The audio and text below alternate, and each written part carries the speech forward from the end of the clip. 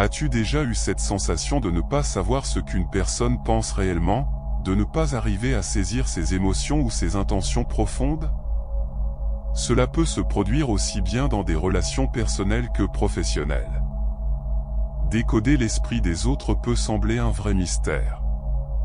Mais si je te disais que comprendre ce que les autres pensent et ressentent est non seulement possible, mais aussi plus simple que tu ne l'imagines? En utilisant les enseignements des stoïciens et certaines techniques psychologiques éprouvées, tu peux percevoir leurs pensées et émotions avec une étonnante clarté.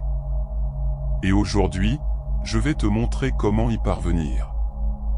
Les stoïciens étaient des maîtres dans l'art de comprendre les autres, et leur première règle était simple, ne te fie pas uniquement aux paroles des gens, mais observe leurs actions. Les mots peuvent tromper, mais les actions révèlent toujours la vérité. Comme le disait Épictète, ce qui compte ce ne sont pas les mots, mais les actes. Cette citation résume parfaitement l'idée que les gestes d'une personne traduisent son véritable état d'esprit. Imagine, par exemple, quelqu'un qui te dit être ravi de te voir, mais dont les gestes et l'attitude ne correspondent pas à ses paroles, il évite ton regard, semble distrait ou pressé de partir. Ces signes corporels montrent que ses paroles ne correspondent pas à ses pensées réelles. Ainsi, la première clé pour comprendre ce que les gens pensent est de prêter attention à leurs comportements et actions, et pas seulement à ce qu'ils disent. As-tu récemment remarqué chez quelqu'un des actions qui contredisaient ses mots? Une autre technique très efficace pour lire l'esprit des autres est d'observer les micro-expressions, ces mouvements rapides et involontaires du visage qui trahissent les émotions réelles d'une personne, même lorsqu'elle tente de les dissimuler. Selon la recherche en psychologie, ces expressions ne durent que quelques fractions de secondes, mais elles livrent des informations cruciales. Prenons un exemple, tu es en pleine conversation avec quelqu'un, et bien qu'il affiche un sourire poli, tu remarques un rapide froncement de sourcils ou un mouvement des lèvres vers le bas. Ces micro-expressions peuvent indiquer de la contrariété, de la tristesse ou même de la colère, même si la personne essaie de paraître amicale. Les stoïciens savaient que l'apparence extérieure ne doit jamais être prise pour argent comptant. En observant ces indices, tu peux voir au-delà du masque que les autres portent. La prochaine fois que tu discutes avec quelqu'un, essaie de capter ces petites nuances. As-tu déjà remarqué des micro-expressions chez quelqu'un que tu n'avais pas vu avant? La troisième stratégie stoïcienne pour lire l'esprit des autres est d'être attentif à ce qui n'est pas dit. Le silence, les pauses, les hésitations, tout cela peut en dire long sur ce que quelqu'un pense vraiment. Parfois, une pause soudaine ou une réponse retardée indique que la personne réfléchit intensément avant de répondre, ou qu'elle hésite à révéler la vérité. Par exemple, si tu poses une question difficile à quelqu'un et qu'il met du temps à répondre, cela peut signifier qu'il est en train de formuler une réponse qui ne sera peut-être pas totalement honnête.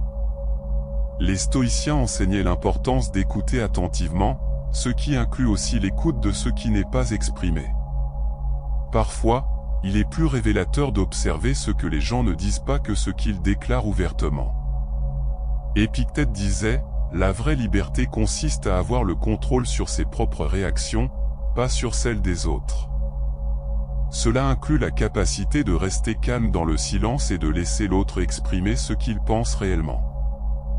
As-tu déjà observé un silence révélateur dans une conversation? Les stoïciens comprenaient également que pour saisir ce que quelqu'un pense vraiment, il faut comprendre ce qui motive ses actions. Chaque individu agit en fonction de ses besoins, de ses désirs ou de ses peurs. Lire l'esprit des gens, c'est aussi comprendre pourquoi ils agissent de la sorte, plutôt que de se concentrer uniquement sur leurs actes visibles. Par exemple, un collègue qui te critique constamment en réunion, plutôt que de réagir sur la défensive, demande-toi pourquoi il agit ainsi. Peut-être est-il jaloux de tes réussites, ou cherche-t-il à attirer l'attention du supérieur? En analysant la motivation cachée, tu peux désamorcer la situation avant qu'elle n'escalade. Sénèque disait, il est plus important de comprendre ce qui motive les actions des autres que de réagir à leurs paroles.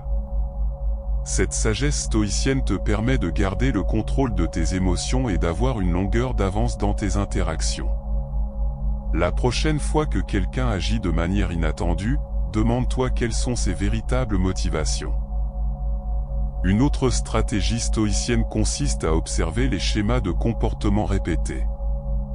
Les gens ont tendance à reproduire certains comportements de manière inconsciente.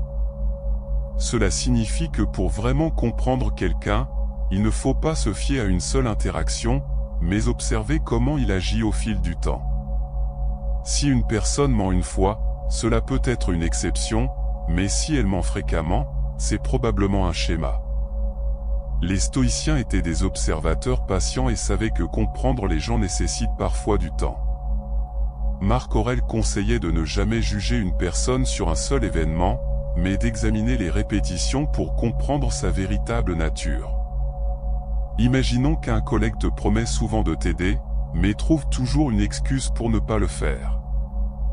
Après un certain temps, tu te rends compte que c'est une habitude, pas une exception.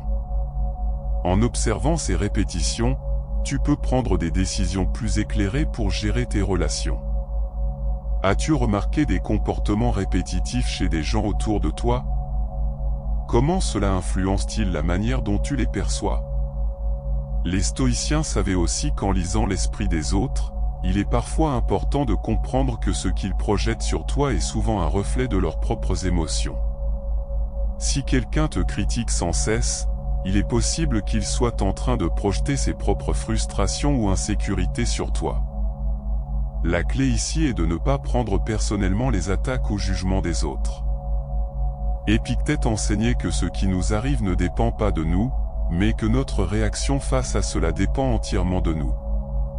Ainsi, lorsque tu te sens attaqué, au lieu de réagir avec colère ou frustration, demande-toi si la personne qui t'attaque ne projette pas ses propres peurs et insécurités sur toi. Comprendre cela peut t'aider à désamorcer des situations tendues sans perdre ton calme. Dans quelle situation récente as-tu eu l'impression que quelqu'un projetait ses propres problèmes sur toi? Comment as-tu réagi? Une autre technique très puissante pour lire l'esprit des autres est la pause stoïcienne.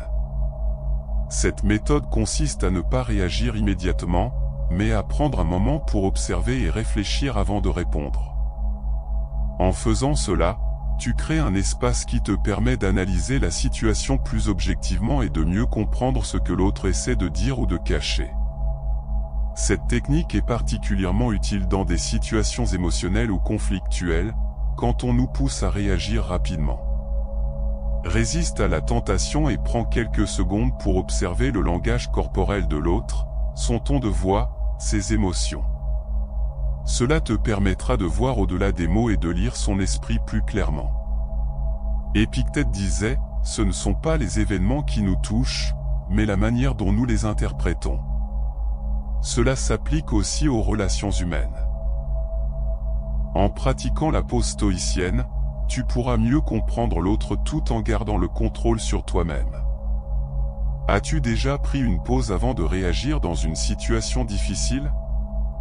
Comment cela a-t-il changé ton interprétation de la situation?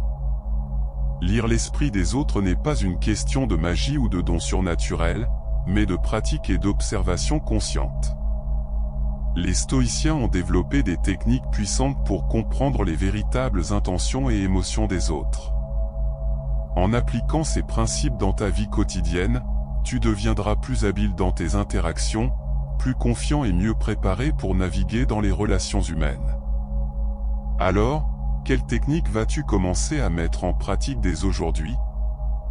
Seras-tu plus attentif aux actions qu'aux mots, ou peut-être choisiras-tu d'observer les micro-expressions? Partage dans les commentaires ce que tu as appris dans cette vidéo et comment tu comptes l'appliquer dans ta vie.